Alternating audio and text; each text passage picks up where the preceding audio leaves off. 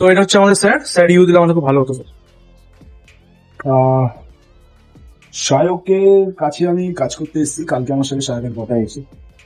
তো very good person, কথাবার্তা খুবই ভালো, মানে এরকম ভাবে এত সুন্দর কথা বলে, বাট সার্ভিস ইজ ব্যাড, মানে খুবই খুবই ভালো, মানে সার্ভিস দিয়ে কোনো কথা হবে না, যেরকম কথা বলে সেরকম সার্ভিস। তো আমি যখন গাড়িটা নিয়ে আসি যে অবস্থা আমি দেখেছিলাম, আজকের ডেটে এত সুন্দর করে রং মেলানো, রং অনেক জায়গায় করে, অনেক কোয়ালিটির রং করে, কিন্তু রং মিলানো, কেটে রং মেলানো, কেটে কেটে রং মেলাতে সবাই পারে না।